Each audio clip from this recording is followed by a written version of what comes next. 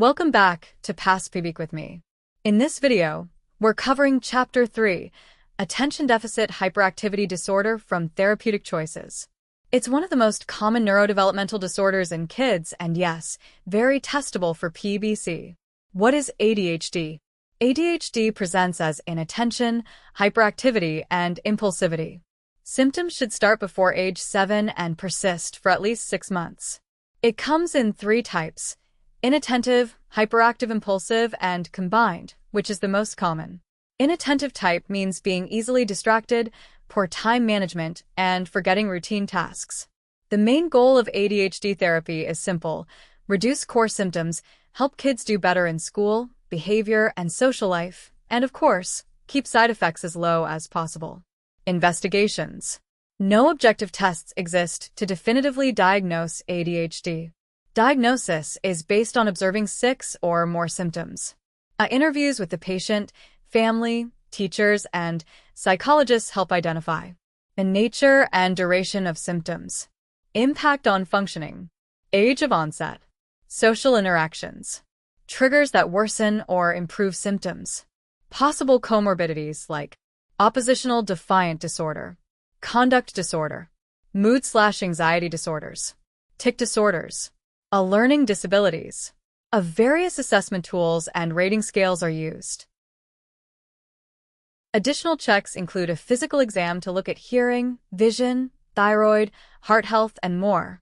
We also review birth history for any early risk factors.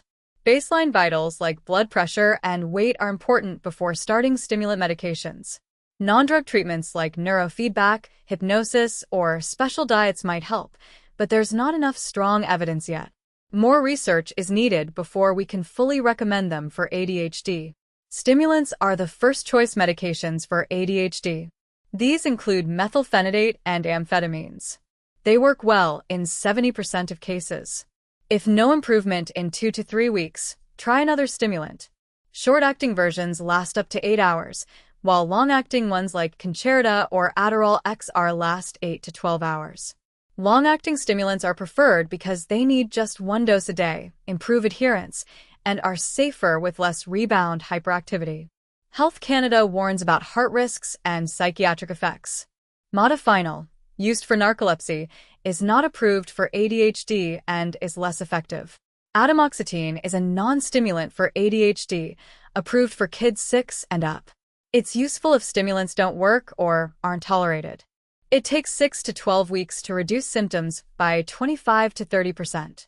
Alpha-2 agonists like clonidine help with aggression, impulsivity, and hyperactivity. They don't improve attention much but help with sleep, tics, and oppositional behavior when combined with stimulants. Antidepressants aren't as effective as stimulants for ADHD but can be useful when there's depression, anxiety, or tic disorders. Bupropion works on norepinephrine and dopamine and offers moderate benefits. Venlafaxine shows some promise, but evidence is limited.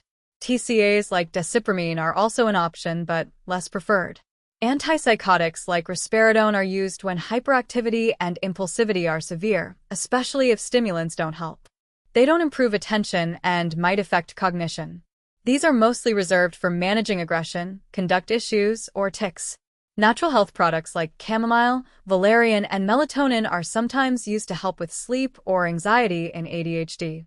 People also try herbs, vitamins, and minerals, but there's little solid evidence to support them. Safety and quality can be concerns, so these should only be used cautiously and along with approved treatments. Now, let me give you some therapeutic tips.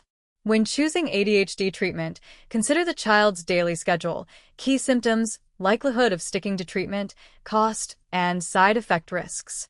Sometimes, methylphenidate SR needs a booster dose later in the day. Some long-acting meds can be sprinkled on food if swallowing is hard.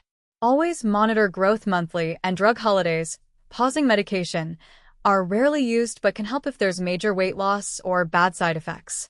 Plus, kids treated for ADHD tend to have less risk of substance abuse later in life. That's it for Chapter 3 on ADHD from Therapeutic Choices. If this helped your PEBC prep, like, share, and subscribe to PassPEBCwithMe.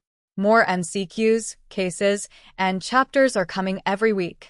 Drop a comment if you have questions or topics you want next. Keep going, your pharmacist license is closer than you think. See you later. Bye for now. Keep practicing.